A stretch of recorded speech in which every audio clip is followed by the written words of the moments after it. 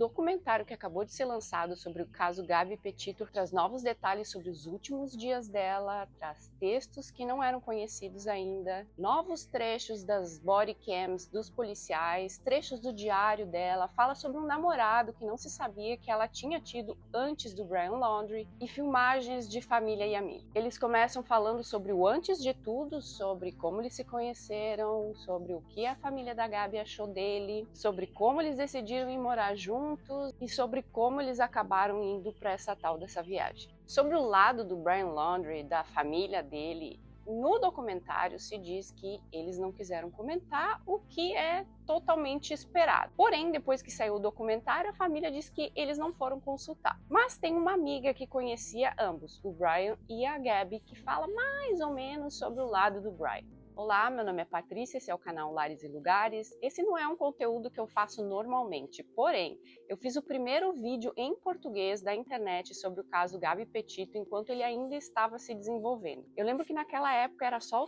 o que se falava. Eu moro aqui na Flórida e estava se procurando a Gabby pelos Estados Unidos inteiro, porque ela estava desaparecida fazia dias e ninguém estava falando sobre isso. E eu queria conversar com alguém, então eu fiz esse vídeo enquanto as coisas estavam se desenvolvendo ainda. Eu vou deixar linkado aqui e depois eu acabei fazendo uns updates dele. Eu acho que tem 4 vídeos no total, mais esse quinto agora, incluindo esse que eu tô fazendo agora, e que eu fui fazendo mostrando tudo o que se ia falando aqui, todas as notícias que saíam na mídia e a agonia que era procurar pela Gabby enquanto as coisas iam acontecendo, sabe? A agonia que era descobrir uma pista nova e pensar onde está essa menina, o que aconteceu com ela. E como eu sigo bastante notícias, eu achei que seria interessante fazer sobre esse caso, já que estava acontecendo aqui ao redor de nós. Então, vamos lá pro documentário, e eu mesma tinha muitas perguntas que eu gostaria que fossem respondidas e algumas se responderam nesse documentário. Aliás, uma delas era como estava o corpo, como é que eles souberam que foi assassinato assim logo de cara. Vamos lá, o antes de tudo então. Os pais dela são muito amigos, apesar de terem se separado quando ela tinha 6 meses. Eles tiveram ela jovens, a mãe parece que tinha 20 anos quando teve ela, e eles acabaram cada um indo para um lado, formando uma família nova, mas nunca deixaram de ser unidos e de ficar juntos entre todos eles. Inclusive, eu lembro que enquanto o caso estava se desenvolvendo, eles se mudaram todos para uma casa aqui na Flórida. Eles alugaram uma casa grande para juntar as duas famílias. O pai da Gabi, o pai biológico, ele disse que ela não tem um pai e uma mãe, ela tem 4 pais, né?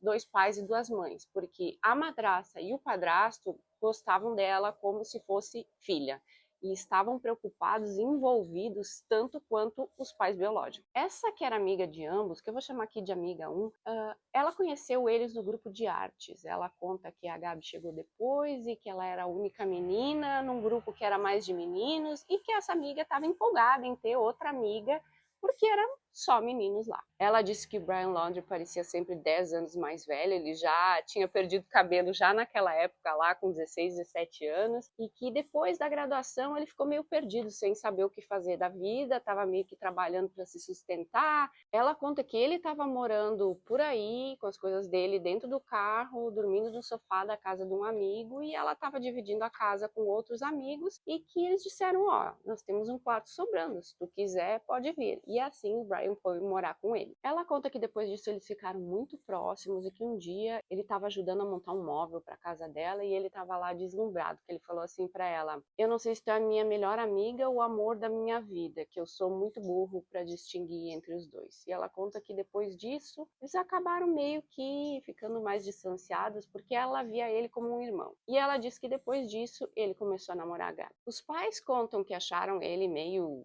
estranho socialmente e que ele era até que educado, gostaram dele. Logo a Gabi falou em se mudar para a Flórida, porque o Brian queria vir morar aqui na Flórida, já que a irmã dele, que é 10 anos mais velha, morava já com a família aqui. Ela tem marido, 2 filhos, crianças, e ele queria ficar mais próximo deles. Então a Gabi estava querendo vir junto. A mãe conta que depois disso, já no dia seguinte, lá veio ela para se mudar para cá e eles começaram a morar com a mãe e o pai do Brian. E no início a mãe do Brian era até agradável, a Gabi gostava dela, que ela fazia tricotava coisas para a Gabi, elas se divertiam juntas, mas que com o tempo ela começou a achar tudo meio estranho, porque parecia que a mãe do Brian tinha ciúmes do tempo em que o Brian e a Gabi passavam juntos. A Gabi contava que a mãe estava extremamente ciumenta, em que inclusive teve um episódio de uma janta em que a mãe do Brian ficou braba porque ninguém estava focando na torta que ela tinha feito. E o documentário mostra mensagens que a Gabi e o Brian trocavam nesse meio tempo, tentando saber como lidar com a mãe dele. A Gabi já não estava confortável morando lá com ele. E então a mãe da Gabi, que mora em Nova York, recebeu uma correspondência dizendo que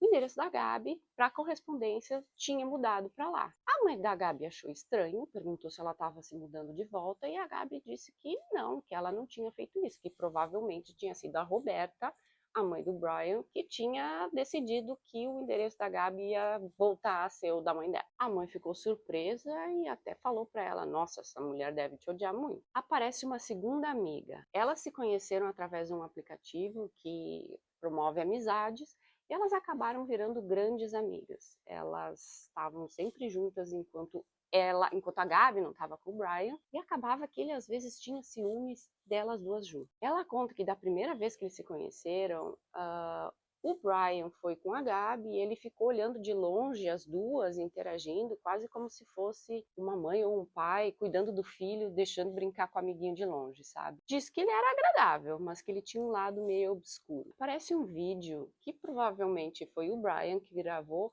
da Gabi atirando, eles andando de carro e ela atirando assim pro lado do mar. Ele tinha um tipo de arte meio esquisito. Inclusive no Instagram dele, que hoje em dia não existe mais, ele mostrava aquelas artes esquisitas dele. Eu me lembro de ter visto. Essa amiga ainda diz que enquanto eles estavam todos juntos, ele parecia agradável, mas enquanto elas duas estavam sozinhas, ele parecia manipulador. Uma noite elas duas tinham combinado de sair para dançar e a Gabi já estava 1h30 atrasada e a amiga que ouve e daí a Gabi dizendo que ele tinha escondido a identidade dela para ela não poder sair com a amiga. A Gabi estava desesperada, escrevia para a amiga dizendo que estava chorando e dizia que era comum ele fazer essas coisas e depois então ele fazia algo maravilhoso para convencer a Gabi a voltar e ela voltava e ela achava que ela não merecia ele porque ele era maravilhoso. Olha só as coisas maravilhosas que ele faz para mim.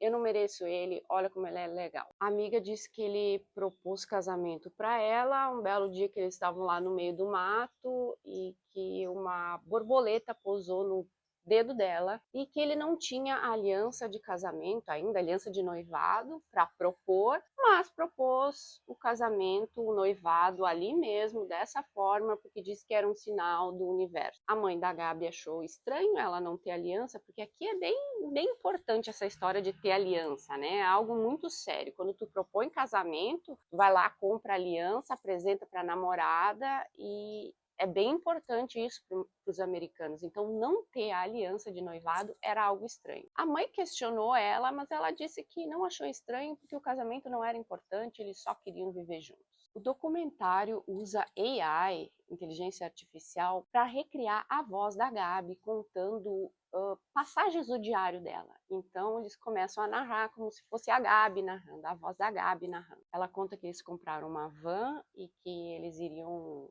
adaptar essa van para viagem, para eles fazerem uma viagem longa, tipo morar na estrada e mostrar a van life e fazer um canal no YouTube. E que eles iam fazer isso, fazer da van, tipo, para acampar, né? Como se fosse a barraca com todos os pertences deles ali dentro e que iam ter que fazer caber tudo ali dentro. E diz que os planos de casamento, de ter um bebê, ficaram para depois. E ela estava feliz de começar essa van life. Para pagar essa van, ela trabalhava no Taco Bell e chegava a fazer 50 horas por semana até juntar o dinheiro para conseguir. Enquanto isso, o Brian morria de ciúmes e chegou a ligar para Nicole, a mãe da Gabi, dizendo que a Gabi estava saindo com pessoas estranhas e que estava ficando fora até tarde. O que era verdade que ela estava ficando até tarde fora, mas porque ela estava trabalhando. Então não era verdade que ela estava saindo com pessoas esquisitas. Ele só estava querendo fazer a Nicole se preocupar com a Gabi sem motivo, enquanto a Gabi estava apenas trabalhando. E no diário dela dá para ver o quanto ela se culpava, ela sempre se sentia mal. Ela seguia o sonho dela, mas ela acabava se sentindo muito mal por não dar atenção para o Brian. E essa segunda amiga dela conta que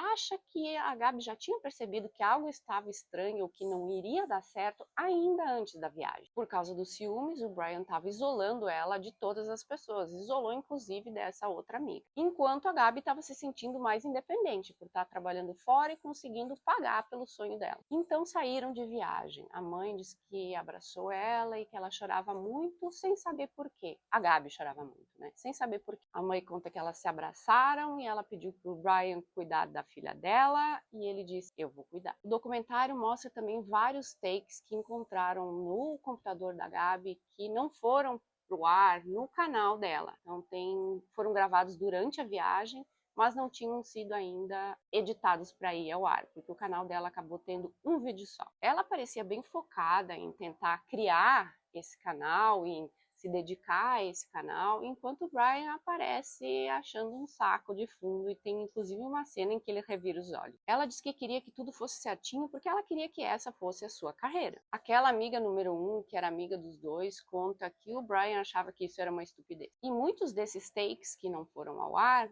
mostram os dois se desentendendo. No diário, de novo, ela se mostra muito culpada e a amiga conta que ela estava tentando se convencer de que tudo ia ficar ok. Com 41 dias de estrada, aparece a foto, aquela que foi encontrada no celular da Gabi, dela machucada no rosto. Dali, o documentário vai para aquela chamada do 911 em Moab, Utah, que foi 12 dias antes do assassinato, da suposta data do assassinato. Esse vídeo da body cam dos policiais tinha sido mostrado antes, porém aparece algo novo ali que tinha sido cortado. A Gabi pedindo para ligar para a mãe. E sim, a Gabi ligou para a mãe. A mãe estava sabendo desse dia. A Nick, mãe da Gabi, contou que a Gabi ligou chorando, que falou que eles tinham brigado, e a mãe perguntou por quê. Ela falou que o Brian tinha trancado ela para fora da van, e a mãe perguntou por quê, e ela disse, por bobeira, disfarçou e deixou por isso mesmo. Ali tem também um trecho novo que não tinha sido mostrado antes das body cams dos policiais. Eles estão discutindo se eles devem ou não deixar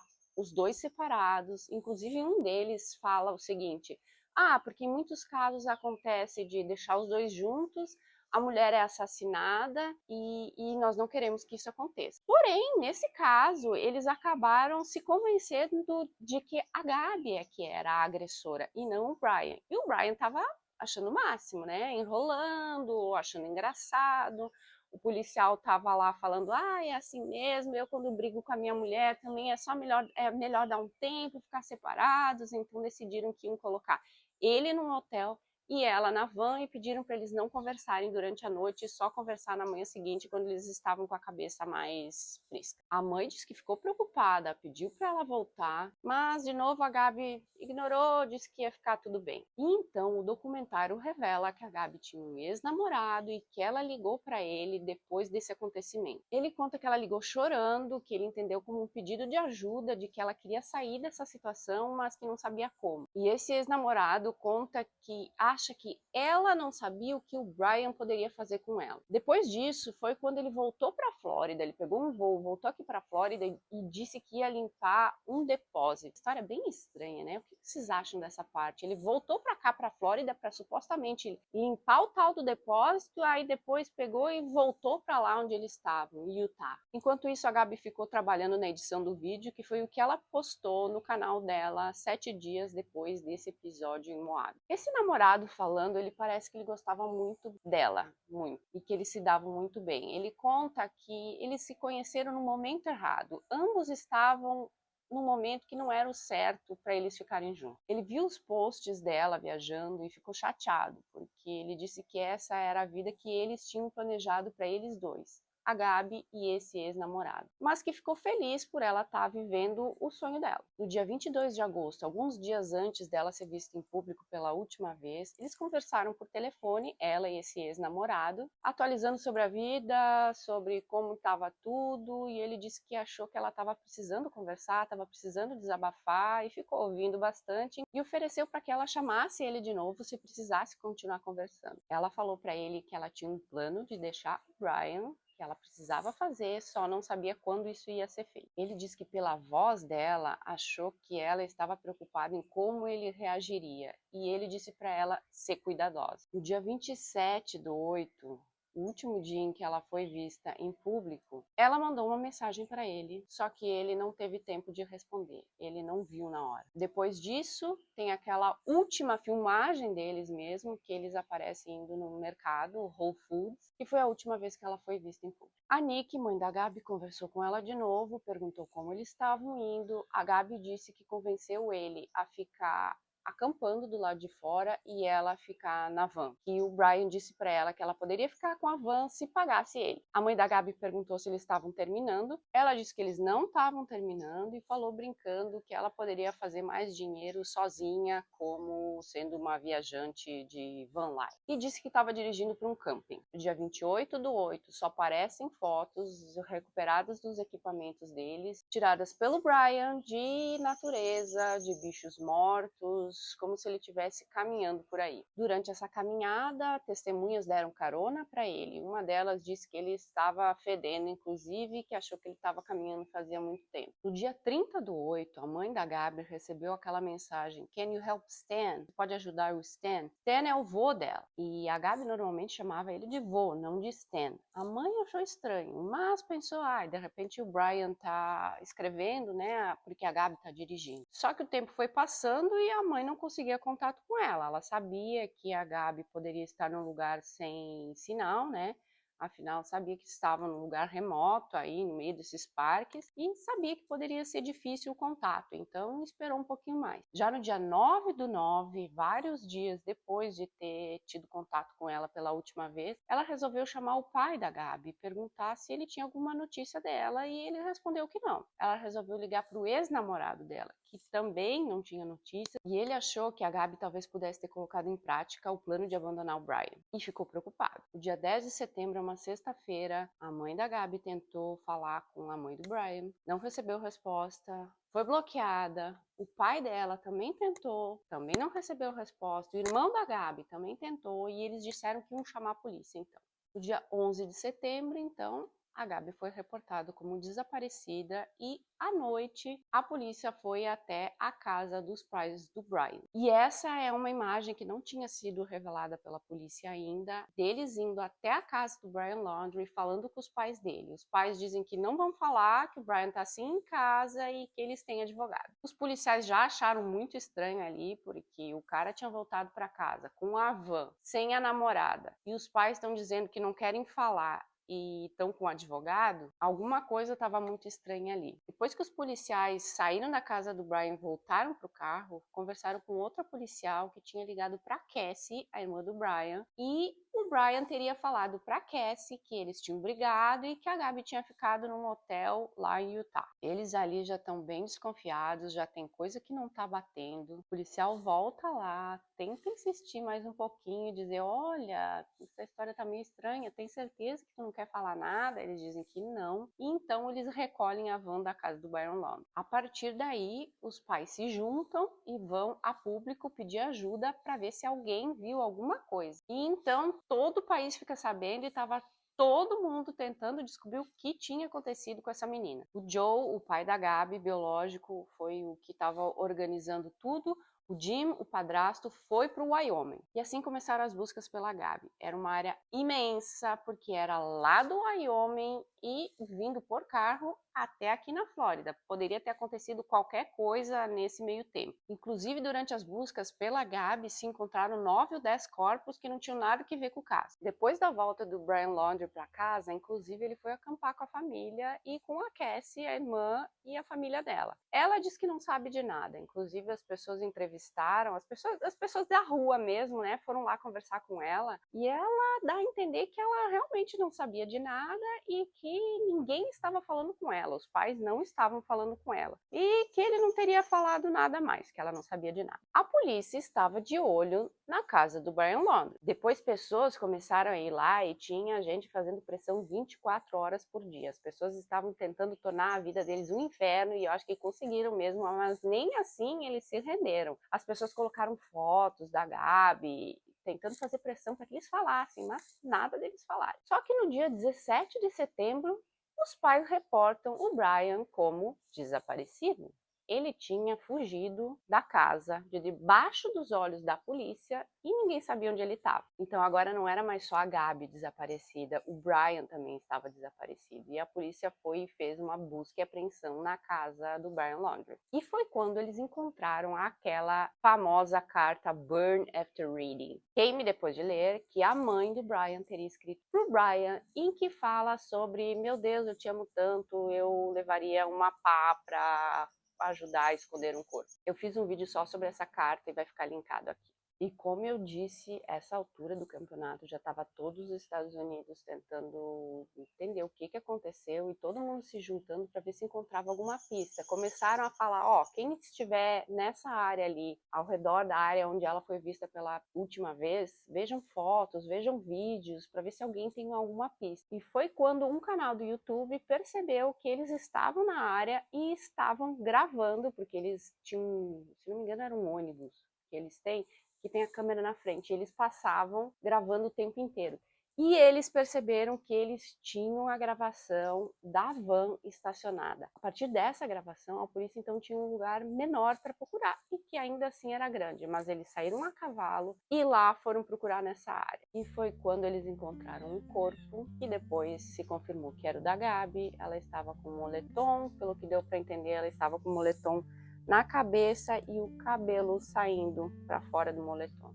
A Gabi ficou desaparecida do dia 27 de agosto até o dia 19 de setembro e a polícia acredita que ela ficou lá esse tempo todo, mas não acreditam que ela tenha sido morta lá, acreditam que ela foi morta em outro lugar e movida para lá. Ali perto dela tinha um sinal de fogueira e ela estava sem bota, e a bota estava do lado. Eles dizem que ela não estava numa posição natural, que ela teria morrido naquela posição, que parece que a cena do crime foi montada. Como tinha helicópteros sobrevoando, os canais de notícias já estavam todos por lá, eles cobriram para proteger a dignidade dela dos helicópteros que estavam lá filmando. E depois de mandar o corpo para o exame, foi determinado que foi homicídio e que foi causado por estrangulamento manual. E então o Jim, que é o padrasto, que estava lá no Wyoming, foi contactado pela polícia e eles fizeram um vídeo. Nessa parte é de cortar o coração, porque imagina ter que identificar a filha nessa situação. Ele fica bem emocionado nessa parte e ele diz que sim, era ela e que ela estava deitada em posição fetal. E então ele tinha que fazer a ligação para os outros pais e ele fez uma conferência com todos e disse: a nossa filha está morta. Pela análise do computador da Gabi, as últimas atividades dela foram no dia 27 de agosto, às 7h15 ela mandou mensagem para a mãe e às 8h30 ela estava movendo arquivos ou editando, né, os arquivos do computador dela. Esse também é um vídeo completamente novo divulgado pelo documentário da Netflix. Observa aí o Brian Laundrie pilotando o drone, a van de fundo onde ela foi vista por testemunhas e esse é o local onde o corpo da Gabi foi encontrado. No dia seguinte, não se tem indicações de que a Gabi estaria viva. Ele deve ter saído caminhando, que foi quando ele bateu aquelas fotos, e a investigação concluiu que ele matou ela e depois moveu o corpo para onde ela foi encontrada. No dia 29 de agosto, à 1h20 da tarde, ele ligou para a mãe dele e ficou 54 minutos no telefone. Depois disso, o pai dele liga para o advogado